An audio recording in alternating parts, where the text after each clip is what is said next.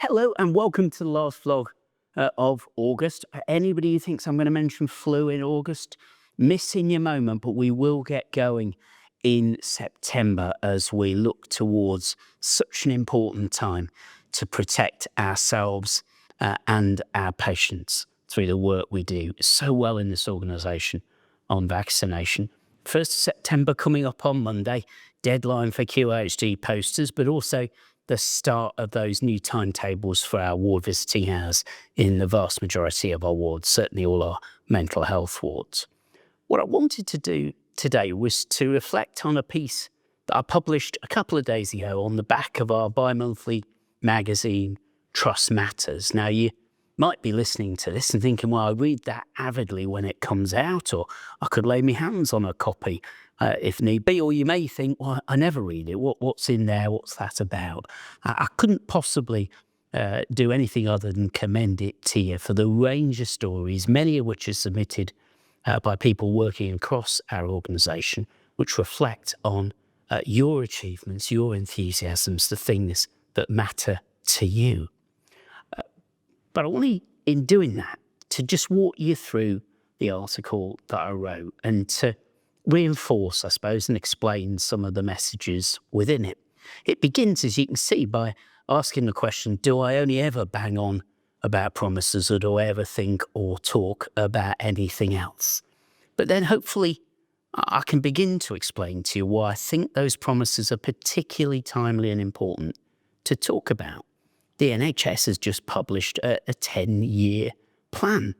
Now, it may be that in 9.5 years' time, that plan will still be the driving, organising thought of NHS services. But as I say in the article, absent a plan for social care and mindful that the costs of special educational needs are still off the government's balance sheet, there is every credible reason for thinking that additional plans and national initiatives will be needed over the next 5 years. So one of the things we face as a board is that most traditional NHS choice.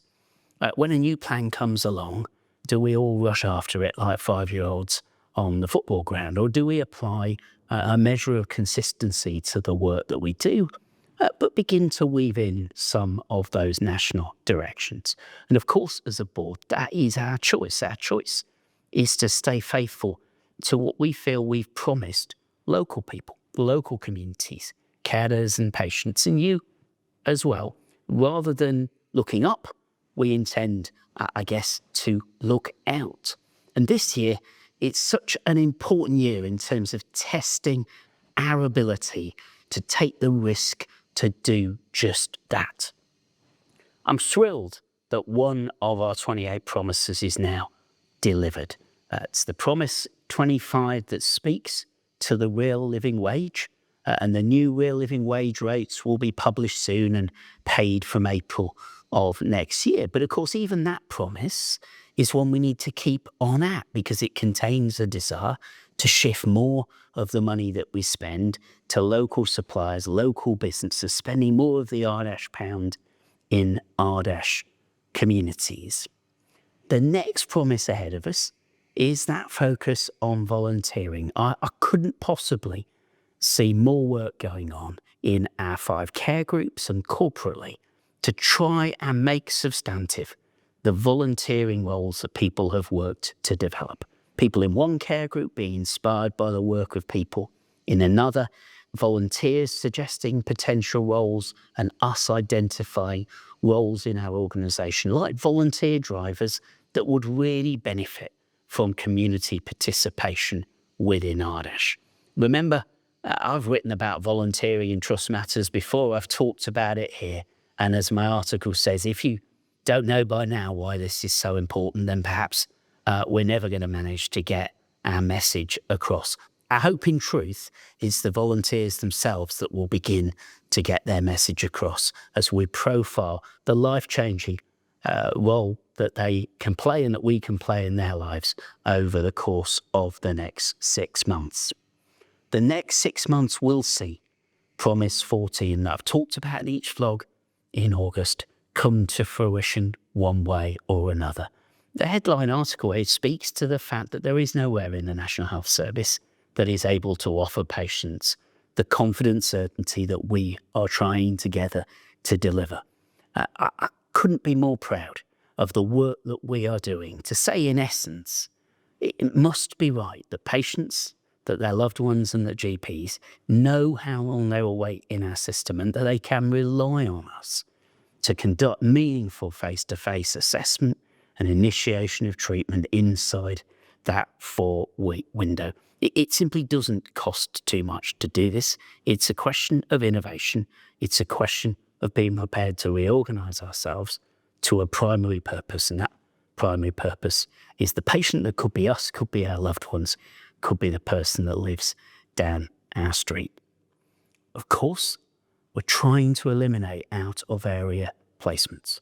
We are making real headway. Our financial plan relies on that, in the sense that being able to make savings against the expensive cost of out-of-area placements is a huge part of this year's budget plan for the organisation. But it's much more important than that.